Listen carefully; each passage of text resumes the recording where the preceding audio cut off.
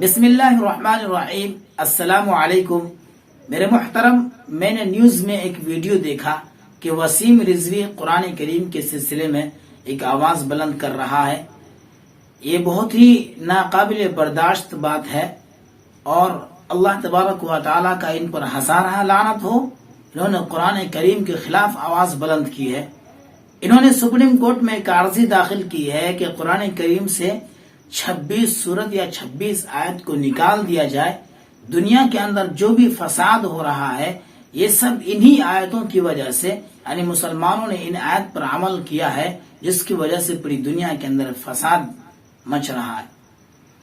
میں ان ملعون شخص کو بتانا چاہتا ہوں کہ قرآن کریم کے اندر جو بھی آیت ہے، جو بھی سورت ہے، یہ اپنی جگہ بجا ہے۔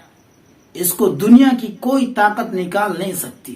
اور دوسری بات انہوں نے جو کہی ہے کہ حضرت عمر رضی اللہ تعالی عنہ، حضرت ابوبکر صدیق رضی اللہ تعالی عنہ، حضرت عثمان غنی رضی اللہ تعالی عنہ، انہوں نے جو قرآن کریم کو اکٹھا اور جمع کیا ہے، اپنی طرف سے کسی چیز کا اضافہ کیا ہے، تو میں اس ملعون شخص کو بتا دینا چاہتا ہوں کہ صحابہ کرام جیسا انسان پوری دنیا کے اندر کہیں نہیں۔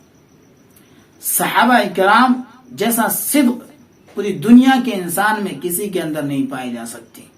اگر ایسی بات ہوتی تو صحابہ کرام ضرور آواز اٹھاتے، وہ چپ رہنے والوں میں سے نہیں تھے۔ دوسری بات کہ اللہ تبارک و تعالی نے قرآن کریم کی حفاظت کی ذمہ داری خود لی ہے۔ اِنَّا نَحْنُ نَزَّلْنَا الذِّكْرَ وَإِنَّا لَهُ لَحَافِظُونَ۔ اس سے پتہ چلتا ہے کہ قرآن کریم کے اندر کسی دوسری چیز، یعنی اگر کوئی اپنی طرف سے کسی چیز کا اضافہ کرنا چاہے، اگر ملانا چاہے، تو اللہ تبارک و تعالی ایسا ہرگز نہیں ہونے دیں گے، کیونکہ اللہ نے اپنے کتاب کی خود ذمہ داری لی ہے۔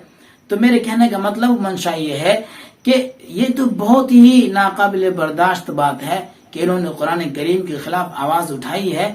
اللہ تبارک و تعالی سے دعا ہے کہ اللہ تبارک و تعالی انہیں ہدایت دے۔